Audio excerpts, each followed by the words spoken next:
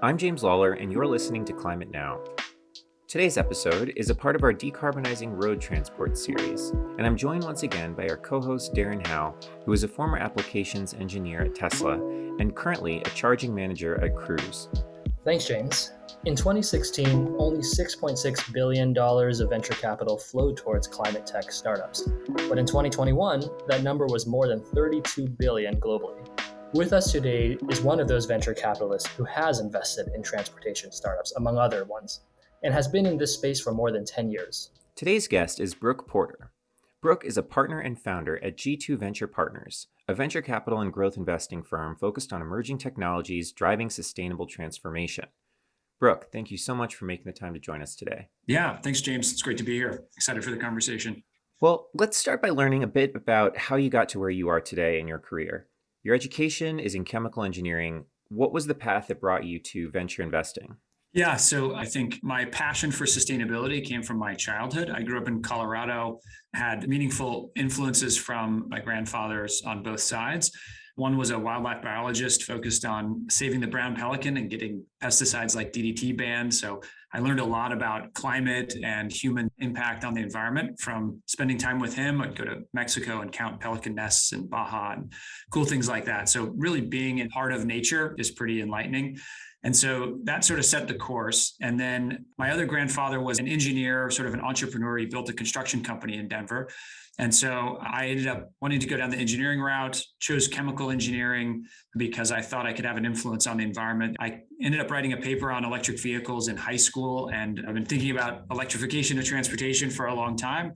But at the time, battery technology didn't really seem like it was going to get us there. And so I ended up joining a company working on fuel cells and then starting a company myself working on hydrogen and fuel cells, and thought that would be a way to address transportation related emissions. Ultimately, it went public. It was a company called Intelligent Energy. So we worked on drivetrains for all kinds of applications of transportation, but it was far ahead of its time, I think. And that business was a little bit challenged, as evidenced by, I think none of us probably own a fuel cell device today. But I think we'll get into that in a bit. I got into biofuels after that. I saw what Brazil had done in biofuels and decarbonized half their liquid transportation infrastructure and thought that'd be pretty interesting if we could do that in the US, and built a company there that was ultimately sold to a portfolio company of Kleiner Perkins. And that was in 2010. So I spent about 10 years from 2010 building companies. Then in 2010, joined Kleiner Perkins at a time where they were really investing in the first wave of clean tech. And so I got exposed to a whole bunch of amazing companies and technologies and big, bold bets on how to transform the global economy around a lower carbon future. So we got to see deployment of a couple $1 billion across a couple hundred companies at Kleiner. And we had a number of really important lessons learned about what works investing in this space and what doesn't work. And we coalesced around a strategy that ultimately led to the spin out of our team. It was myself and 3 other partners. We were managing a $1 billion fund called the Green Growth Fund inside of Kleiner at the time. And that was early in the cycle, 2015, 2016, where it wasn't exactly clear to the world whether investments in this space were working or not. But because we were close to the companies, we had some insight into some of these early wins coming. So we spun out in 2017 to form G2 behind that investment thesis and all the learnings that we accumulated at Kleiner. And over the next few years, we were able to see some of those investments come to fruition and deliver outsized returns. We had investments in companies like OSIsoft and Enphase and ChargePoint, and Nest, Beyond Meat, QuantumScape, several of which returned entire funds. So long-winded answer to your question of how did I get here? But at the core of it, it's following a passion for trying to solve big problems around sustainability. And that led me through sort of technical work and then entrepreneurial work and now mostly investment work. So, Brook, I'd love to follow up with one question there. You mentioned that in circa 2015 or so, your minds had sort of coalesced around a thesis for what works in the sustainable investment space and sort of where to place your bets, broadly speaking. And I'm really curious to hear you reflect on what was that thesis and what did you feel like you saw that maybe others didn't at the time? And then how has that developed the way in which you invest today? Yeah, I think what we really learned was when you're inventing technologies in new industries, I think there's been a lot of attention placed on the time it takes to remove technical risk. So to try to get a new chemical process or synthetic biology process to work, and removing that risk is is hard and can take time and capital. But I think the piece that much of the industry, at least in the first wave, underestimated was the time it takes to commercialize those technologies. And so it's not just capital intensity from building plants, which is, I think, what people think about, or hardware generally, but just the time it takes to adopt technology in commercial environments in certain industries can be very long. And it's just some industries are slow to adopt technology. And so what we zeroed in on is trying to reduce technical risk. So only invest in things that are already working, and reduce commercialization risk. So invest in things that have customers are buying, and they want to buy more of it. And that still defines a pretty broad spectrum of how you define those terms. And we spend a lot of time understanding exactly when those inflection points are happening so we can deliver outsized returns to our LPs. But that's sort of the core of the lessons learned. We did place some bets on bold technologies during that time, and some of those still have yet to play out. I think maybe QuantumScape would be a great example of that. Those are really hard bets to make, but you can make outsized returns on them. But there's a lot of technology risk in that, certainly in that early iteration. And in fact, the company has pivoted away from that original technical thesis into an entirely different approach. And the technology is still not commercial, right? The batteries are still in development, even though it's a public company worth many billions of dollars. And I think the reason why that thesis has worked on some of these technology bets, which is different than what we do, is that the markets are just so massive that there's now, I think, capital. And even in the public markets, there's more capital that's available and interested in betting on some of these companies and these technologies because the prize is so large. And so I think the one thing that's very different now than when we invested is there's evidence of success. There's a number of companies that have made it through the valley of death, the gauntlet, and come out the other side. Tesla would be like the most noteworthy example, a $1 trillion company focused on really hard problems. That suddenly enables investors to see what's possible and drives a lot more capital flow. One more question, then I'll turn it over to Darren. You mentioned that in high school, you wrote a paper about electric vehicles, and then you really didn't come around to work on electric vehicles for some time after that, right? And meanwhile, you watched a particular arc transpire in the EV space. Now, I'm wondering, what exactly happened in your view from the time you graduated from high school to the time where you're investing money in companies? What were the critical moments for that particular technology that went from making it something that everybody said will never happen to something that obviously is happening at a huge scale today? Love talking about this topic. So I wrote this paper in, I think it was 1993. And so this was at the time where GM had a prototype vehicle they called the GM Impact. And it was that crazy looking vehicle. It had a lead acid battery in it that could go 40 miles. And I wrote a paper and you had to go do research. And I was reading new papers on battery technology. And I found one by this researcher named Stan Ovshinsky, had developed a new battery called nickel metal hydride. And it had all these great attributes. It would give you more energy density, and it was supposed to be a green battery. And I thought, oh, this is pretty cool. And I ran the math really at a super high level and said, if you put this battery into the GM Impact, you get a 100-mile range instead of 40 miles. And that would solve most people's commute issues. And I said, we could solve electric vehicles. And that was the conclusion of my paper. And then 3 years later, GM actually acquired that technology and launched the EV1, which was the documentary, the Who Killed the Electric Car was about that car. But I noticed that, and I sort of a subtle sign, I probably should have paid more attention, but I was like, oh yeah, I wrote a paper about that. So it's sort of like a little sign that like you can do some research and figure out on a first principles basis what should happen. And sometimes that stuff happens. Now, the problem was that 100 miles wasn't sufficient and that cycle life wasn't great and a bunch of other challenges, but that car almost made it. The documentary is kind of interesting to watch if you haven't watched it before. But at the time, this is late 90s, I sort of thought you had to have a perfect answer, and like refueling time was really critical. So that's why I got into hydrogen. I thought if we could just solve the hydrogen storage problem, it could all work. And I also thought that the oil industry wasn't going to just roll over and let this happen. And hydrogen sort of provided a bridge. So I just thought it was more practical that oil companies would embrace hydrogen. They'd have something to sell and let the industry transition in a more smooth way. But the hydrogen problem turned out to be really hard to solve. And the key insight that coalesced around the Tesla strategy is really understanding, I think, one very important principle in this whole space, which is the concept of Wright's law, which is if you can get a manufacturing learning curve going, you make a product, you sell it, you make a little more. Wright's law is basically every time you double production, you can reduce cost by 20 to 40%, depending on whether you're talking about airplanes or lithium-ion batteries or solar cells, it matters a lot over time. And so the advent of the iPod, portable devices, and then ultimately the iPhone and mobile computing and laptops all compounded. All of those factories were built. First, they were nickel metal hydride, and then they transitioned to lithium ion. And that started this learning curve that every year batteries were getting cheaper and better. And instead of inventing a new technology that has to compete with that curve, Elon had the great insight of, I'm just going to ride that curve. I'm going to be a buyer of that curve instead of a seller into that curve.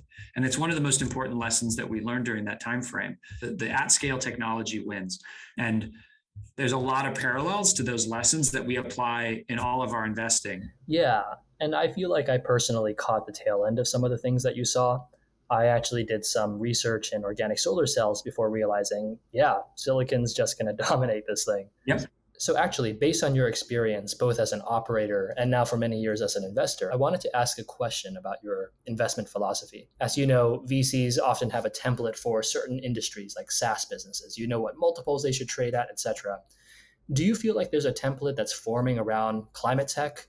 Or do you feel like each company still needs to have significant, rigorous first principles analysis? I mean, so that's our entire mission at G2, is to build a machine that can identify the companies that can deliver outsized returns investing in this space. And so that's the project we've been working on for 10 years, is building that machine. And specifically, the way that we reduce risk by investing a little bit later, the way we identify technology megatrends that are enabling rapid growth and rapid adoption, and understanding some of those curves like lithium ion and crystalline silicon that we can invest behind.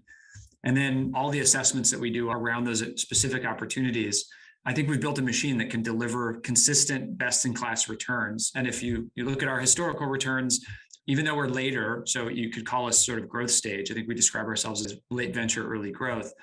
The actual returns we've delivered are best in class, top quartile of all venture categories. So I think the answer is yes, you can make outsized returns here, but it is very tricky. And it requires, I think, a more robust methodology to avoid the pitfalls. I just think there are more pitfalls where you can get into companies that require enormous amounts of capital or are much further away from commercialization than you might think. And we've managed to avoid those sectors so far. There's some spaces that get really hot and we're very tempted, but it doesn't quite pass our bar, and we sort of decide not to invest. And we scrutinize unit economics probably more than anything. And the best capital to fund your business on is gross margin rather than expensive venture dollars. So anyway, those are some of the tiny examples of things that we think about. I think as more and more investors come into the space, there will be more models that work than just ours. Ours is one that works for a particular risk appetite, but we can still deliver outsized returns. And I'd love to double click on some numbers. If you don't mind sharing, maybe you can give some benchmarks on what percentage of companies typically fail in VC writ large, and what is a track record of G2VP? Yeah. I mean, so, I think the typical model is sort of, you have 20% of the companies succeed and 80% of them don't succeed to some measure. Maybe they don't all fail. Maybe you recover capital on some of those, but you have at least a third of the fund that sort of goes into things that just basically return zero. We're kind of inverted. So we would say that, 80% of our companies are going to deliver return of capital or more, and only 20% will maybe not return capital. So it's actually pretty rare that we have any failures, any zeros. We invest a little later stage, so we may have more in the sort of 2 to 5x as kind of a range, but then we also have a handful of those, 20 to 40% that'll break out. And so it's a little bit different of a distribution, but ultimately, we get to the same kind of venture returns, just with lower risk and lower failure rate. It's really interesting to hear about that portfolio construction. And speaking of which, what industries do you find interesting today? Yeah, it's sort of hard because I don't necessarily think like, oh, transportation's hot, let's go invest in transportation. I mean, we've kind of mapped out a whole bunch of industries and we know a whole bunch of problems. And so generally we're pretty patient, waiting for technologies to get to a point where they can suddenly be applied in a unique way with a great entrepreneur and team to start to demonstrate, business metrics that we get excited about. And so, a good example would be nitrogen cycle fertilizer in agriculture. So broadly speaking, agriculture, an industry that contributes a ton to climate, maybe up to 15 to 20% of emissions.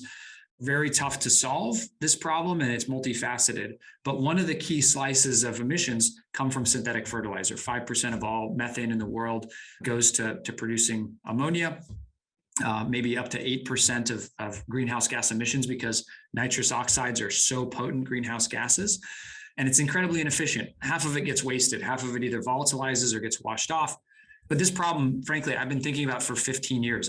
Back to when I was working in biofuels and visiting corn farms in Iowa, I saw that this was a major problem with corn, and corn ethanol and the demonization of biofuels largely stemmed from this particular attribute of corn. And so I thought, well, what if we could fix that? But no technology, I've seen a bunch of different attempts, but nothing really worked until synthetic biology as a megatrend has now gotten to a point where you can do gene editing of microorganisms. In nature, certain microorganisms fix nitrogen. And a company called Pivot Bio identified that you could edit some genes of some particular microorganisms to continue to produce and fix nitrogen and produce ammonia sort of right at the place and time that the plant needs it most. And great idea, but we wanted to track it and see, does the technology work across different applications? Does the customer actually want it? Does it solve the customer's problems? And we saw as soon as we got to the second year of a farmer buying the product, we got to see that repeat behavior. That was the critical thing we wanted to see, because we really know that farmers are super sophisticated in how they think about these problems. And you can make a big mistake thinking, oh, this works in the lab, farmers will buy it. And so once we saw that repeat behavior, we invested. And, this is one of the things I'm most excited about. I think we've cracked the code. They've cracked the code on how to solve synthetic nitrogen in, at scale row crop farming. That's an example where it wasn't like we said, nitrogen fertilizers are hot, let's go do a deep dive. It's sort of something that built up over time. I think the thing that we track more consistently are technology trends. So where are we at on, automation and robotics? Really interesting trends there, whether it's demonstrated by autopilot of Tesla, showing a certain state of the technology, or machine vision, or other automation examples coming into industry. It just feels like that, coupled with labor shortages, supply chain crunches, onshoring of manufacturing, are all sort of market forces around an opportunity to apply technology in a new way to new industries. So that sort of gets us excited. We really pay attention to where technologies are being applied in unique ways in automation. Robotaxis are sort of this holy grail. We may not get there for 5 or 10 years, but on the pursuit of that path, there's going to be a bunch of really interesting applications that emerge. So again, that's kind of the Wright's Law analogy of technology just getting better and better every year. And while the ultimate solution may still be far away, early applications are going to come off of that curve where you can automate simpler environments, simpler automation challenges in ways that deliver real material value to businesses across different industries. Really interesting. So the tagline is basically track technological trends, but then be opportunistic about what comes across your table. Yep, absolutely. And those intersection points, usually they spark what we call a deep dive. So, we'll see some intersection between a technology and a sector, and then we want to make sure that we're not investing in the first thing we see. So we scour the space, we look at all the companies, we assess, make sure we actually are picking the winner. So that's sort of another layer that we do. A good example there would be our investment in Luminar. So this is a long-range LiDAR company. Broadly speaking, we have this thesis around autonomy. Of course, in 50 years, cars are all going to be autonomous, and we'll never believe we drove cars. We let people drive cars. But somewhere along that, that path, there's going to be some early applications. And we said, actually, the software problem of robotaxis is so hard that we think it's going to take a really long time.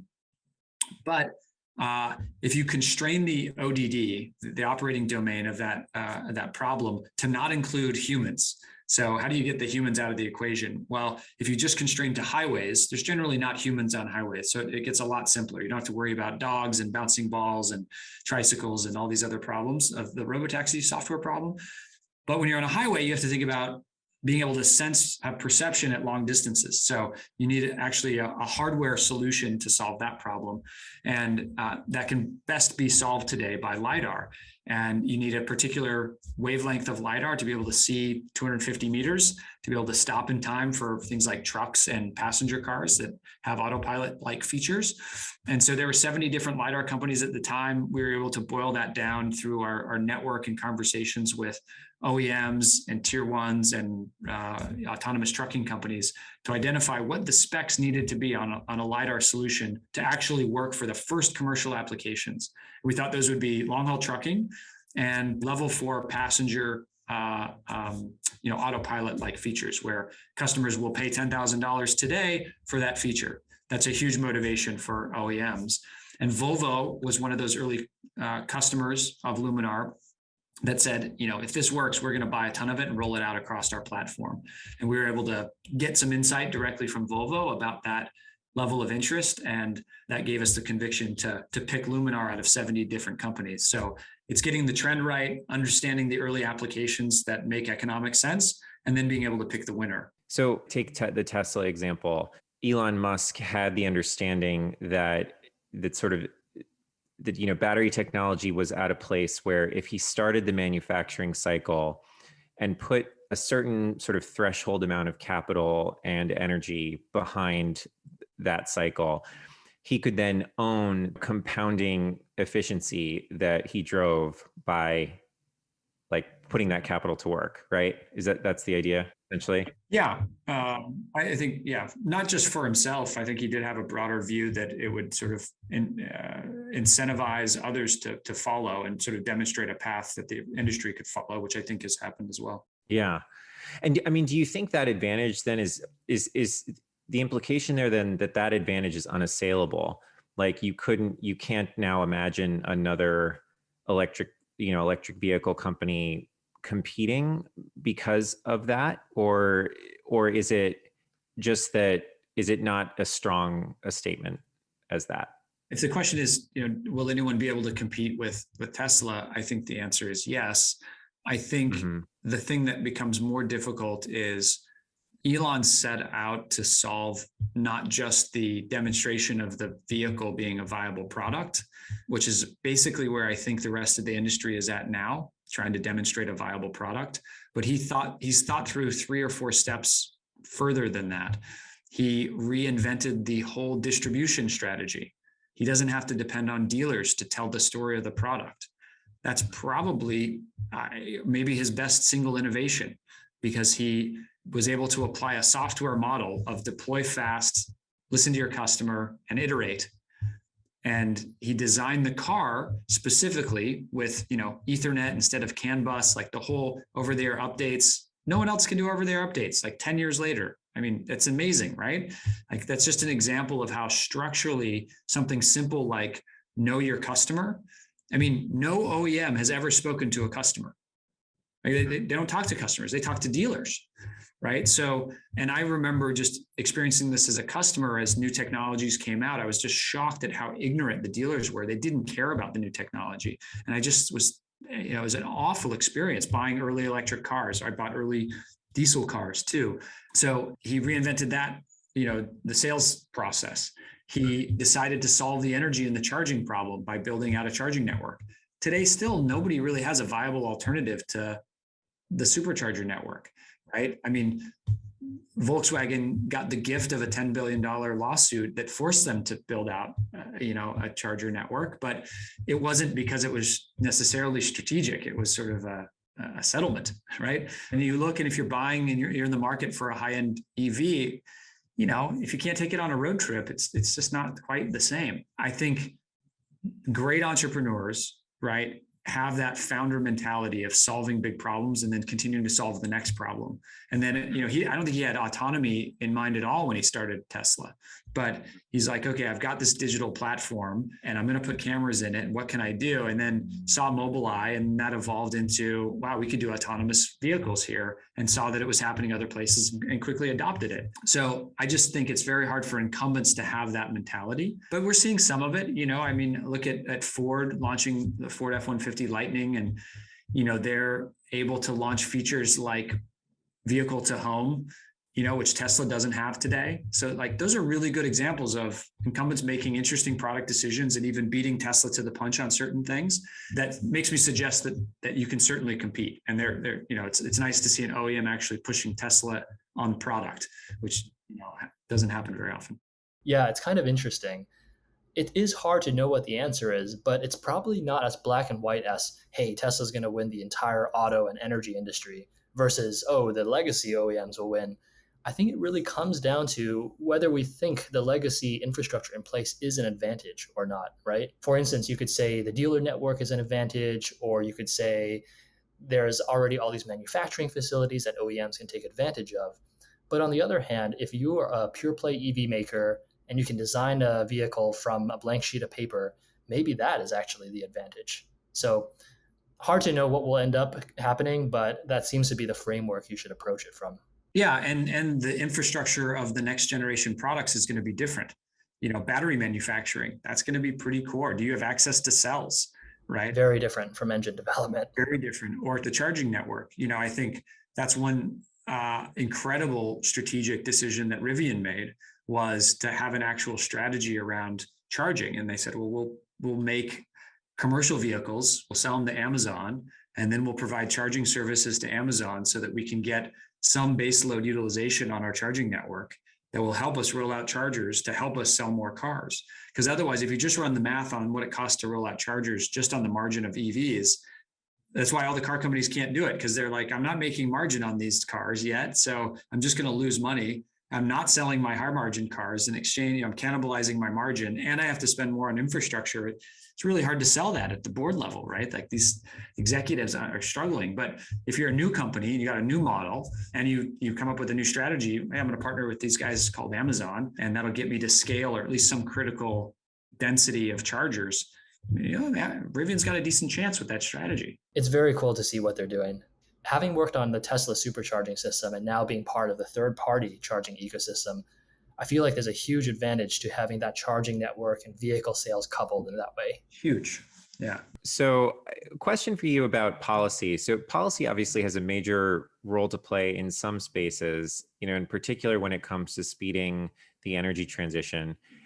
And I'm wondering about how you think about policy risk and opportunity when you're thinking about your investment strategy. It sounds like you try to steer clear of it, but how would you answer that? Yeah, at the highest level, it's really hard to predict regulatory timelines. So the high level answer is we don't take regulatory risk.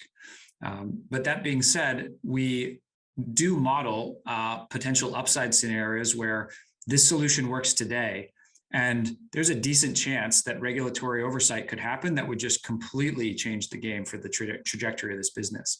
I'll mention, the Pivot Bio one, I think, is a good example. In every industry, the manufacturers are responsible for their waste, right?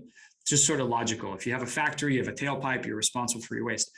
A farmer is really just a manufacturer, right? It's turning sunlight and soil and water into food. Today, there's an enormous amount of waste in the form of fertilizer, turns into a nitrate runoff that pollutes waterways, kills lots of fish, destroys ecosystems downstream. But no one's really responsible for it because, frankly, it's hard to regulate, and it's hard to sort of tax farmers with that burden. And I get it. And it's hard, I wouldn't necessarily say we should advocate for that, but it sure does suggest that if there was a low-cost solution for solving that problem, then you could regulate it. Look, if there is a solution that could reduce greenhouse gas emissions and nitrate runoff and didn't cost you any more money, in fact, saved you money, we should probably regulate and say everyone should do that. Or at least if you don't want to do that, you should find another way to be responsible for your emissions. So anyway, those are the kinds of examples of, I think the EPA should, regulate and manage water quality coming off of farms. But it's politically very tenuous to do that until technology is available to actually solve the problem. That's now available. So it seems like a solution that would make sense. Electrification of transportation versus using hydrogen, which you had alluded to before. Why do you think we still see some automakers, particularly the Japanese ones, focusing on fuel cell technologies for passenger vehicles? And what do you think about fuel cells for another segment of transportation, say long haul, heavy duty trucking? Yeah, it's been interesting to watch Toyota. I think the beauty of many of these Japanese big businesses is they have a very long-term mindset. So they set long-term goals and they sort of are willing to sort of chart the course over long periods of time. But I think this is one case where it probably hasn't served them very well. It's amazing to me that Honda and Toyota were the first two companies to roll out hybrids, right? They actually beat, there was a program in the 90s called the Partnership for Next Generation of Vehicles. I think it was like $1 billion subsidy program for all US automakers to develop hybrids. And Toyota and Honda beat them all. Yeah. Right. Like, it's kind of amazing where the subsidies didn't work, and yet Toyota and Honda commercialized it. And yet they don't have basically any EVs today. Right. They're kind of out of the game. It's just amazing to me. They missed 20 years. They had a 20-year head start and now they lost it. You've seen some of that recently change. Toyota's changed their tune recently on EVs, but they're still not giving up fuel cells entirely. I just think it's a fool's errand. I think the reality of the customer experience of charging at home is so much better than going to a fueling station that you just don't need it. And the best way, I don't know if you all drive EVs or not, maybe you do, but for people that don't, imagine plugging in your phone every night the way you do today. Instead of that, what if I said, I've got a pitch for you? You would not have to plug in for 5 days, but you have to go to an Ace Hardware, right? Some random, not too densely distributed infrastructure, and you'll pick up this special little fuel pod that'll go into your phone. It'd be a disaster, right? You have to carry around extra fuel pods, and if you run out, you're like, what do you do? It's just not a big deal to charge your phone, right? And how long does it take to charge your phone? Well, it takes like a couple hours, right? But no one ever thinks about it. When you charge, I say, how long does it take to charge your car at home? It takes like 30 seconds. How long does it take to get out of your car, plug it in, and then you go to sleep and you wake up and it's charged? So I just think that model is very difficult to overcome. And, a lot of, going to a gas station is not a great experience or good use of time. And I think that trade-off ends up being worth it. For long haul applications, right? Batteries have a lower energy density than liquid fuels. So, and they're getting better, but they still have a ways to go. So I think there is an argument to make around the timeline of improvement in batteries relative to the timeline of improvement of fuel cells and cost of hydrogen, where, depending on your assumptions, you can sort of imagine that there will be some applications of long haul trucking where fuel cells make sense, particularly if they're automated and refuel time becomes a really important factor. Because fast charging a truck does require a meaningful amount of electrical infrastructure. So, but it also requires a meaningful investment to be able to put in a hydrogen refueling station. So those things end up being kind of neck and neck races in some cases. And I think a lot of that will depend on how policy ends up affecting that. If there's subsidies for hydrogen, I think in the Build Back Better plan, there's a $3 per kilogram hydrogen subsidy. That's a big deal. That's a huge subsidy. So, those things can move the needle on some of these battles. But generally speaking, I think Wright's law, all things else being equal, Wright's law is going to win. And maybe you do battery swapping in trucks. That's another way to solve the problem. So I'm generally fairly bearish on hydrogen in all transportation applications. Maybe aviation, and maybe we'll talk about that. But I just think, I'm also on the board of Proterra. We made a bet on commercial vehicles being the first to electrify, and I can see the curves, right? I can see what's happening. They're all going electric, right? And so if you're going, okay, passenger, then class 3, then class 4, then class 5, class 6. So, class 7 and 8, it's a little harder to imagine, but these models are going to shift with other technologies like autonomy. And so you might just end up breaking up these individual truck rides into sort of long haul segments and short haul. So yeah, I'm pretty bearish on fuel cells for those applications. So Brook, one more question for you. You mentioned aviation, and I'm curious just to go a little bit deeper there. What do you think the most promising technologies are to decarbonize aviation? So aviation is super tricky. I think this is one of the biggest problems that has the least amount of shots on goal currently. The size of the problem relative to the solutions right now is totally out of whack. And so we need a lot more shots on goal here. It's also very hard because the turnover rate of the fleet, if you think about passenger cars, maybe it's 10 to 15 years, and long haul trucks are maybe 20 to 25 years. Planes are like 30 to 50 years. So the technology adoption cycle is just much, much lower there. So I think you actually need multi-pronged solutions to solve aviation. I think in the immediate term, we just have to decarbonize the liquid fuel. And we can do that multiple ways, right? We know we need lower carbon intensity fuels to be blended into the supply of aviation fuel. That is possible.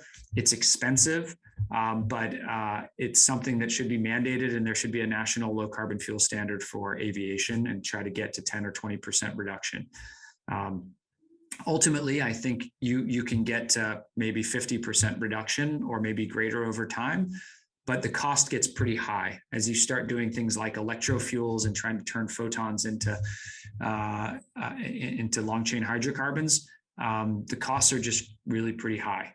So there'll be a debate as to what makes the most sense to fully, we need to reduce as much as we can practically, and then we need to remove the carbon emissions either directly or indirectly somehow. And so I think that's going to be an interesting debate as to how much can you reduce, and then whatever becomes insurmountable, maybe it's cheaper to do direct air capture and pull CO2 right out of the air somewhere than to actually decarbonize the rest of that fuel. That's an interesting debate. I think over time, though, there's also new models. So that's just applying it to our current paradigm of transportation, which is the way airports work today. Because of that Wright's Law curve and batteries getting cheaper, you see all these new modalities of transportation emerging. The one wheel, right? Like, electric scooters, electric bikes. There's lots of new modes that we never thought about being viable that are emerging. VTOL is a very interesting one, right? So are there ways that you can electrify point-to-point transportation over short distances that could take pressure off of road-based transportation? And there are other sort of short haul opportunities where there's a lot of unutilized infrastructure in smaller airports. So you could imagine more frequent electric shorter distance trips, think like 100 to 300 mile trips, either with electric planes or with VTOL, starting to become more prevalent. And you think, in the Bay Area, it's, how do I get to Napa? How do I get to Tahoe? How do I get to, different nearby destinations? And that could drive adoption in aviation to electrify. And then you could start to see slowly over time, we get electric viability at first 150 miles, then 200, then 300, and over time. And fuel cells could play a role in that, where suddenly the plane is electrified, but that's going to take a while, right? That's just to certify those planes. It's a long slog, but that's generally my thought is you need a two-pronged approach, solve the infrastructure we have now. So we're burning fuel. We got to decarbonize the fuel we burn, but we also need to take more shots on electrifying. That was Brook Porter, partner at G2 Venture Partners. Climate Now is made possible in part by science partners like the Livermore Lab Foundation. The Livermore Lab Foundation supports climate research and carbon cleanup initiatives underway at Lawrence Livermore National Lab, which is a Department of Energy applied science and research facility. More information on the Foundation's climate work can be found at livermorelabfoundation.org. That's it for this episode of the podcast. If you liked it, leave us a review. If you'd like to check out more episodes, watch our videos, come to a live conversation, and more, visit climatenow.com. To get in touch, tweet us at WeAreClimateNow or email us at contact@climatenow.com. We hope you join us for our next conversation.